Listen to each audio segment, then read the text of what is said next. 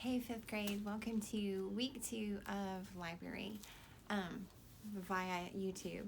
Remember last week we talked about how we were just going to read for enjoyment, so there is no AR test that you can take for these. The 3rd and the 4th grade I am reading books that they can take an AR test, but 5th grade level books and up tend to be really, really long reads, and I don't think that you want to sit and listen to a YouTube video forever of me reading a book. So I told you last week I was going to be alternating between this book of Native American folk tales and this book of Greek myths.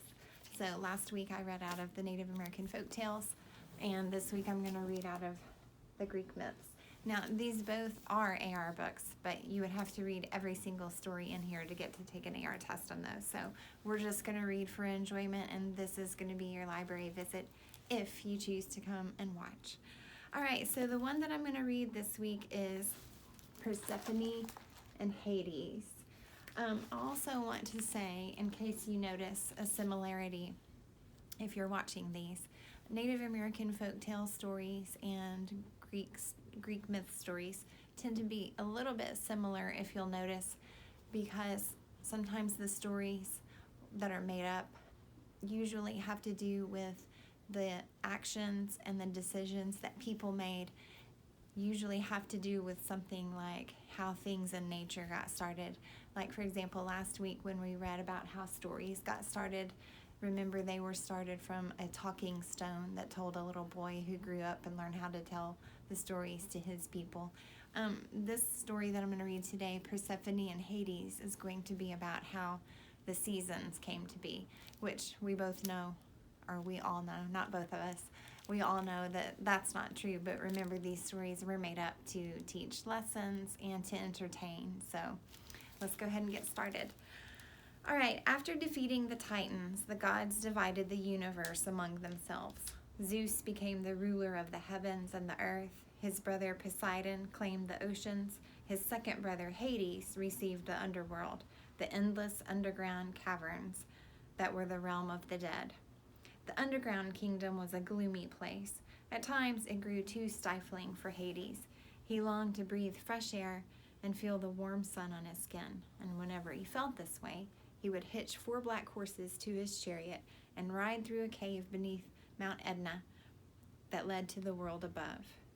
Here, Hades found his special place, a quiet valley where he enjoyed lying on the grass and picking flowers. Hades thought no one else knew about the valley. He was wrong. Aphrodite, the goddess of love, and her son Eros came here too.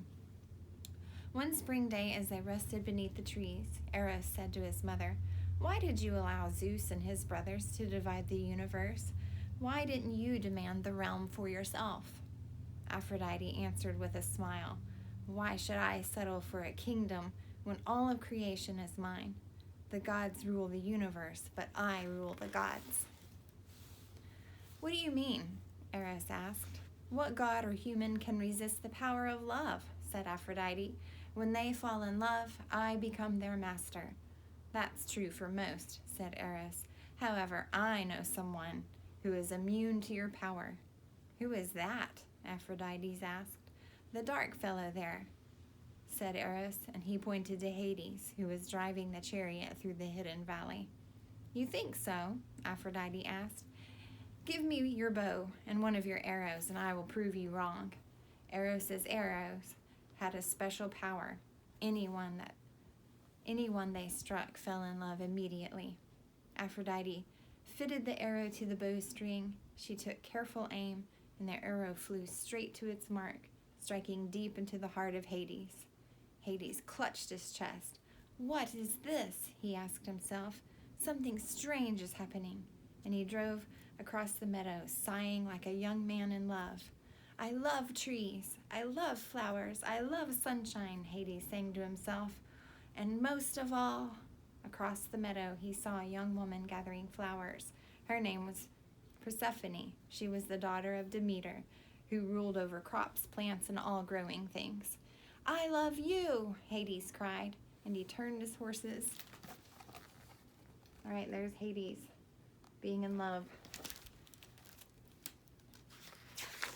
He galloped toward her, blowing kisses and shouting, "Beautiful maiden, how I adore you! Marry me, be mine forever!" Persephone let out a shriek.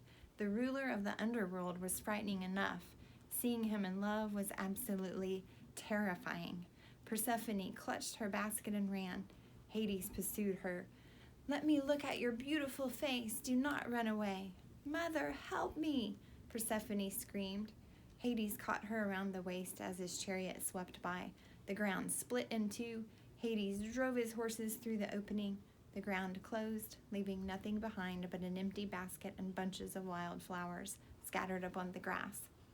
Demeter went mad with grief when Persephone failed to return from the meadow. She searched the world by day and by night, seeking her missing daughter. The sun, the moon, and the stars helped her. Not a trace of Persephone could they find. Demeter continued searching. She traveled on until she came to the island of Sicily.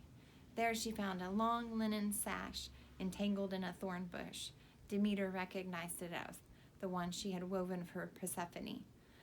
"My daughter has been here," Demeter cried, and she called the birds and the insects to help her search. They explored every pebble, every blade of grass, until they found Persephone's basket and a trail of wild flowers leading from it.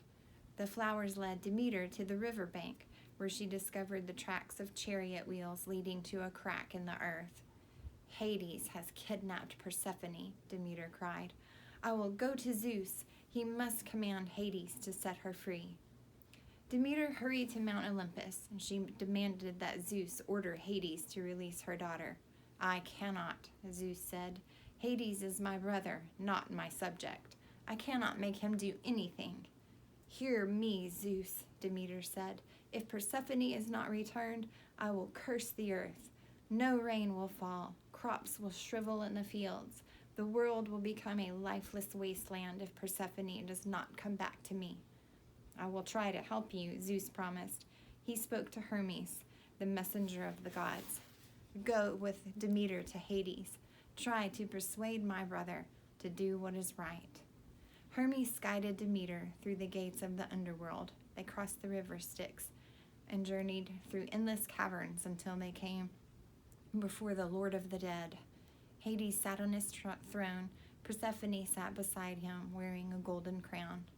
Demeter threw her arms wide and shouted, "Persephone, my daughter, I have come to free you from the realm of shadows." "Mother, I am glad to see you," Persephone exclaimed. Something about her disturbed Demeter. She expected Persephone to look frightened. Instead, her daughter seemed happy. "Demeter, Hermes, welcome to my kingdom," said Hades. "I hope you can stay with us a while." "I came to take my daughter back. I will not stay here 1 moment longer than I have to," Demeter snapped. "But I don't want to leave," said Persephone. "Hades was wrong to carry me off. He is sorry, and I have forgiven him. He could not help himself. Aphrodite struck him with an arrow, and so he fell in love. I believe she had an arrow for me, for I have fallen in love too. Hades is good and kind, Mother. He tries hard to please me, and there is so much to see and learn in this world below. The spirits of the dead no longer frighten me. They need comfort, which I can give them. I have important work down here. I want to stay." "You cannot stay," said Demeter. Give back Hades' crown. You are coming with me." "Persephone may be your daughter, but she is now my wife," Hades said.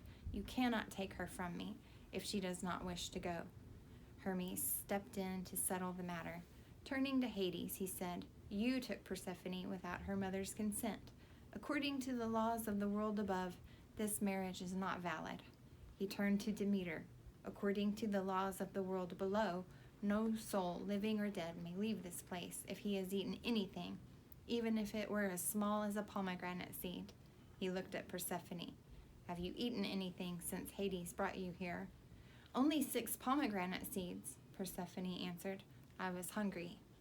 "Then she must remain with me," crowed Hades. "I will destroy the world if she does," Demeter threatened. "Help me, Hermes," Persephone pleaded. "How can I satisfy my husband and my mother?" I know a way, said Hermes. Because you ate 6 pomegranate seeds, you must remain in the underworld for 6 months of the year. For the other 6 months, you must return to the world above to be with your mother. Thank you, Hermes, said Persephone. How lucky I am. I have my mother and my husband. I have the world above and the world below. Let us celebrate, for you have made us all happy. Perhaps, but not quite. For 6 months of the year, when Persephone leaves the underworld, Demeter's joy overflows. She blesses the earth. Crops ripen in the fields. Trees bring forth fruit. Warmth and light fill the world in this time of plenty. We call these seasons spring and summer. And when spring and summer pass, Persephone must return to the underworld to be with her husband Hades. Then the world turns cold and barren. Icy winds bring frost and snow. People huddle around fires to keep warm, but they do not lose hope. They know that spring will come again and that Persephone will always return. All right, so according to Greek mythology, that is how spring and summer and fall and winter got started. So if this were true, which it's not, so where would Persephone be right now if the Greek myths were true? So would she be here on earth or down below? All right, so that's all for today. I hope that you guys have a wonderful week, and don't forget to be awesome. Bye.